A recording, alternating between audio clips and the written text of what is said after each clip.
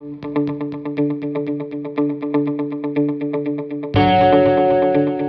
que vale la pena subrayar encomiable esfuerzo de Parlamento Abierto en la discusión de las reglas tanto del acceso al poder como del ejercicio del poder que se ha planteado esta legislatura. Le doy la bienvenida a todas y todos ustedes a esta Casa de la Democracia y en particular, si me permiten, al diputado Sergio Gutiérrez Luna, el presidente de dicha comisión. Me gustaría, si ustedes me permiten, con la oficina del diputado Gutiérrez Luna hemos planteado una agenda o más bien una lógica de funcionamiento. Me gustaría señalar en primera instancia, si ustedes me permiten, que los temas de esta agenda han respondido a una sistematización de las preguntas que en su momento nos hicieron llegar a ustedes, que son preguntas mucho más puntuales. Hemos preparado también por parte de las áreas técnicas del Instituto y que ha sido objeto de una revisión de las oficinas de las y los consejeros electorales, un documento que quisiéramos entregarles, un documento digamos de soporte técnico con cifras que busca atender justamente las preguntas que nos formularon. Consideramos que estos temas, estos grandes bloques temáticos nos permitirían atender en esta reunión esos cuestionamientos y hemos planeado que cada uno de los bloques, cada uno de los temas pueda ser expuesto brevemente por los consejeros que integramos el Consejo General, guiándonos por la premisa de que, como siempre lo solemos hacer aquí, que las presidencias de las comisiones sean quienes hagan las exposiciones muy breves, que no pretenden ser otra cosa sino una síntesis de ese documento que yo creo que va a ser mucho más útil para el trabajo legislativo que ustedes emprenderán hacia adelante. La idea sería también que al término de cada una de estas breves exposiciones pudiéramos tener un intercambio puntual sobre los temas que ocupan temáticamente cada uno de ellos, de modo tal que si lo logramos hacia las 3 de la tarde podamos cerrar este intercambio bajo la premisa de que, por supuesto, como lo hemos sostenido, como se lo hicimos saber desde hace más de un año al presidente de la mesa directiva de la Cámara de Diputados, cuentan para el trabajo legislativo con todo el respaldo y el acompañamiento del Instituto Nacional Electoral para proporcionarles en el momento que ustedes consideren pertinente toda la información que consideren necesaria para enriquecer el trabajo legislativo. Si me permiten, un poco como lo habíamos pactado con el diputado Gutiérrez Luna, haría una brevísima intervención más allá de esta bienvenida, cuya informalidad es inversamente proporcional al gusto de tenerlos aquí en el instituto, para poder abrir una breves intervenciones de quien así lo desee para poder arrancar, digamos, con la agenda de trabajo. Con su permiso, diputadas y diputados. A nombre de las consejeras y consejeros electorales del Instituto Nacional Electoral, agradezco la propuesta de la Comisión de la Reforma Electoral de la Cámara de Diputados, del Grupo de Trabajo, para celebrar esta reunión aquí en la Casa de la Democracia. A lo largo de 5 años, el Instituto Nacional Electoral ha desplegado toda su experiencia y conocimientos técnicos para instrumentar la reforma político-electoral aprobada en 2014 y darle viabilidad a un sistema nacional de elecciones basado en un Instituto Nacional Electoral que sustituyó al anterior IFE y 32 organismos públicos locales electorales, OPLES, que sustituyeron a los anteriores institutos estatales electorales. El objetivo de aquella reforma era estandarizar en todo el país la calidad de nuestra democracia, es decir, lograr que los procesos electorales en los estados tuvieran la misma credibilidad que las elecciones a nivel federal. Esto implicó darle al INE múltiples funciones y facultades nuevas, multiplicar su estructura por mandato constitucional y legal y generar nuevos reglamentos, nuevos procedimientos y una inédita sinergia entre la autoridad nacional y las autoridades estatales. Para nosotros es muy importante transmitirles que esta reforma no es ni una reforma fundacional ni una reforma perdida, digamos, en la historia de la transición. Es la última etapa, el último estadio de una serie de cambios pactados por las fuerzas políticas a lo largo de más de 4 décadas, desde la reforma de 1977 hasta la fecha. Y si alguien quisiera sintetizar la lógica de esta transición a través de las reformas electorales, me parece que de manera sintética podríamos englobarla en 4 grandes etapas. que corresponden a las necesidades y los propósitos que las distintas reformas electorales a lo largo del tiempo se fueron planteando. Se trata de etapas incrementales, no se trata de resolver problemas de una vez y para siempre, sino que muchos de estos temas fueron objeto de sucesivas reformas electorales, aunque cada una de ellas, de manera sintética, podría decirse que tuvo un propósito y una particular o atender una particular necesidad. En un primer momento era inevitable que no fuera así. El propósito de las reformas electorales fue abrir el sistema de partidos políticos a la pluralidad existente del país e incluir a esa pluralidad política, insisto, una pluralidad creciente en los espacios de representación. Veníamos de un régimen cerrado, autoritario, vertical, el que emanó de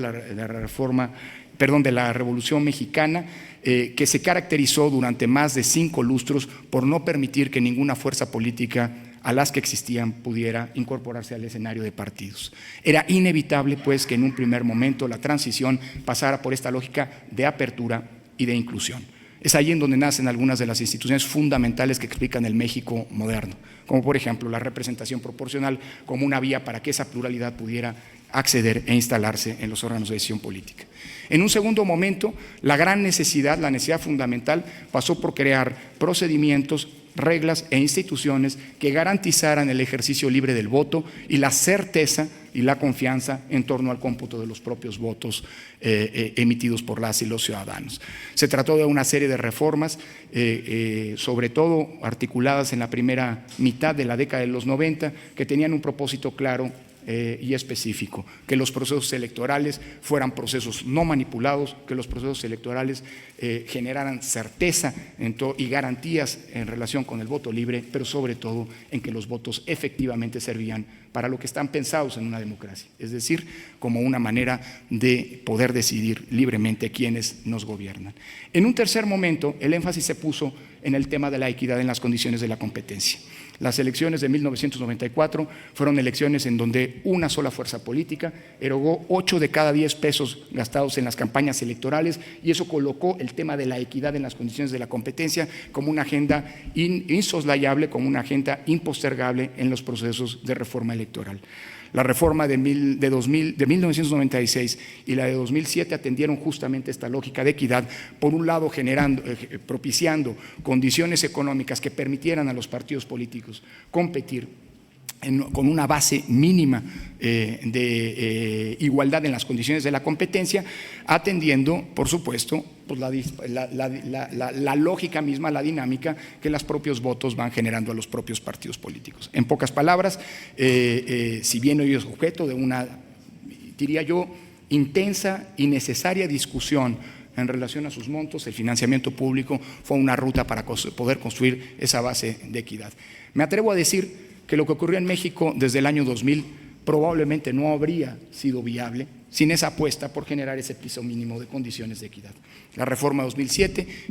extendió esa lógica al acceso a la radio y la televisión, y finalmente una cuarta necesidad se concreta justo en la reforma de 2014, es decir, una reforma que busca homologar los criterios, las reglas, los procedimientos e incluso la institucionalidad que se había conseguido en los procesos electorales federales en el ámbito local.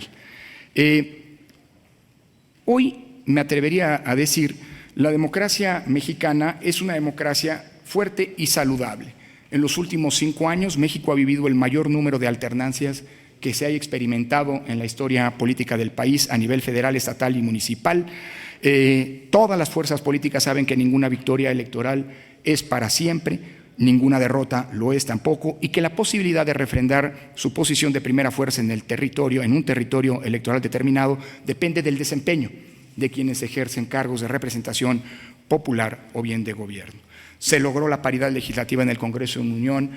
merced a una decisión venturosa de la reforma 2014, que fue potenciada con una serie de medidas afirmativas empujadas por los órganos electorales, tanto en el plano jurisdiccional como en el plano administrativo. Por primera vez esta legislatura, en la Cámara de la que ustedes forman parte, cuenta con una cuota de representación de pueblos y comunidades indígenas.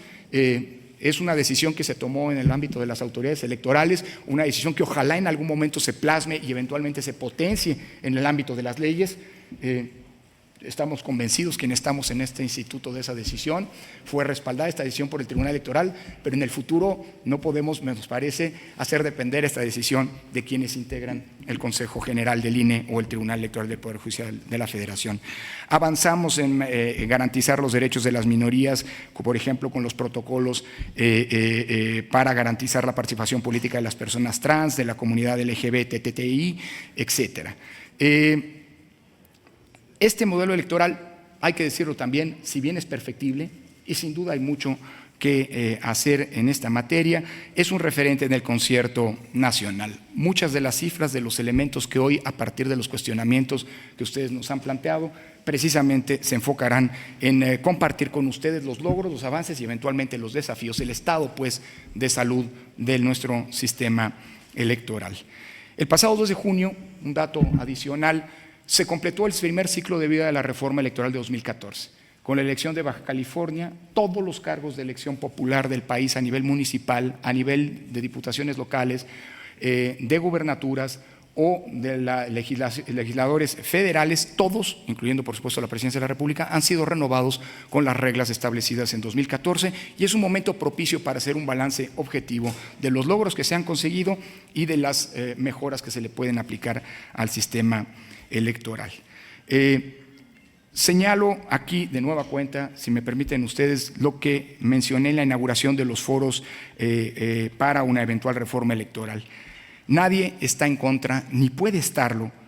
del uso racional y eficiente de los recursos públicos. Pero también estamos convencidos de que esta construcción conjunta,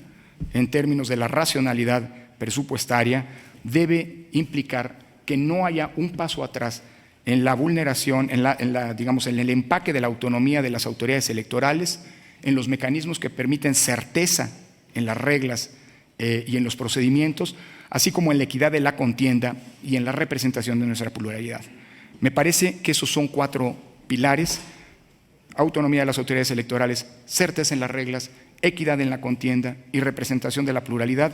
que hoy apuntalan nuestro sistema democrático. Y que toda reforma, como he pretendido mencionar muy brevemente, como ha ocurrido desde 1977, ha supuesto en términos de un avance y no de un retroceso. Creo que esa es la nueva apuesta que como sociedad, que ustedes como legisladores, como representantes de la nación mexicana,